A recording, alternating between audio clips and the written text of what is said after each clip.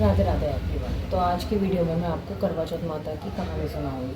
तो करवा चौथ की माता की कहानी सुनाने के लिए जहाँ हमने पूजा की, आप वहीं पर बैठ के कथा सुन सकते हैं, या फिर आप अपने देवरानी जेठानी के साथ या फ्रेंड्स के साथ जाके वहाँ पे भी आप कथा सुन सकते हैं। तो कथा सुनने के लिए हमें सबसे पहले जो है गणेश जी को विराजमान करना है। जो यहाँ पे हमने विराजमान कर दिए थे, गणेश जी को विराजमान करके उनके तिलक लगाना है, और जो सब बैठे होंगे उनको भी तिलक करना है और हाथ जोड़ना है। तो उसके बाद जब हम कथा शुरू करेंगे तो उसके बाद हमें यहाँ पे हम थोड़ा सा अनाज अपने हाथ में ले लेंगे।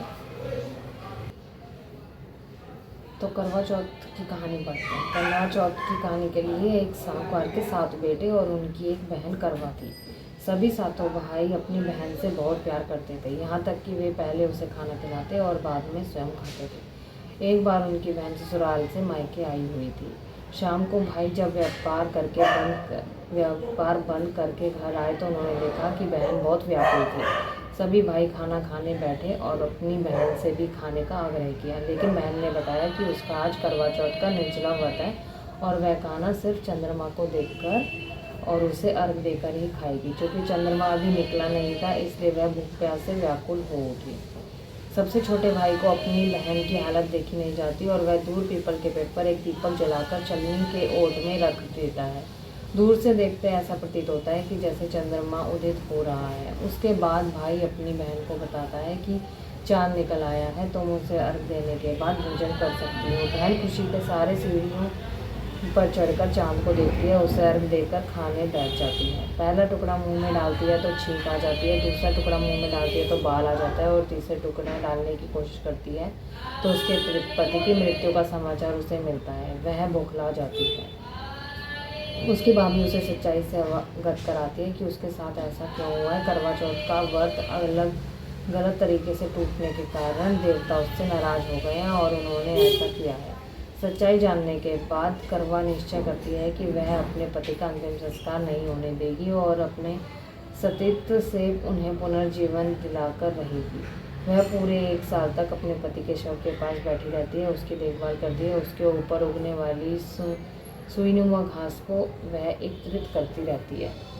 1 साल फिर बाद करवा चौथ का दिन आता है। उसकी सभी भाभियाँ करवा चौथ का व्रत करती है। जब भाभियाँ उनसे आशीर्वाद लेने जाती है तो वह प्रत्येक भाभी से यम सुई ले लो, प्रिय सुई दे दो, मुझे भी अपनी जैसे सुहागन बना दो, ऐसा आग्रह करती है। लेकिन हर बार भाभी उससे अगली भाभी से आगे जाने के लिए कहते भी है।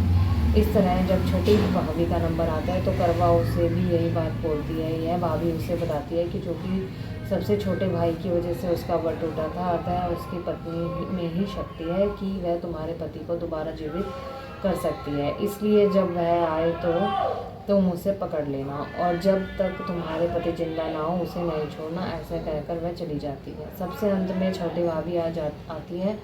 करवा उनसे भी सुहागन बनने का आग्रह करती है, लेकिन वह टाल मटोल करने लगती है। इसे देख करवा उन्हें जोर से पकड़ लेती है और अपने सुहाग को जिंदा करने के लिए कहती है। भाभी उससे छुड़ाने के लिए नोचती है, खसोटती है, लेकिन करवा नहीं छोड़ती है।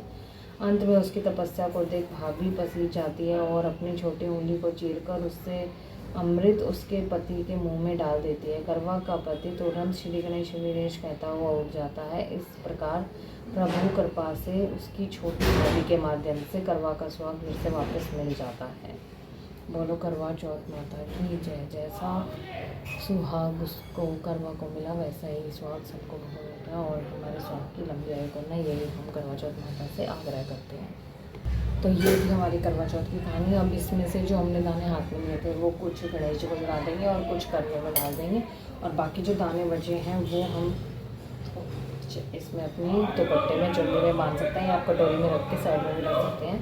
और कुछ दाने अभी मैं हाथ में रखूँगी जिससे मैं सूर्य को अर्घ दूँगी। और सूर्य को अर्घ देने हम दिन में पूजा करते हैं तो सूर्य को अर्घ देंगे, और रात में करेंगे हम चंद्रमा का पूजन। तो चंद्रमा को पूजन करने के लिए भी हमें दाने रखने हैं। तो दाने आप भूलना नहीं, दाने बहुत ज़रूरी होते हैं, तो दानों से ही हम पूजा करेंगे।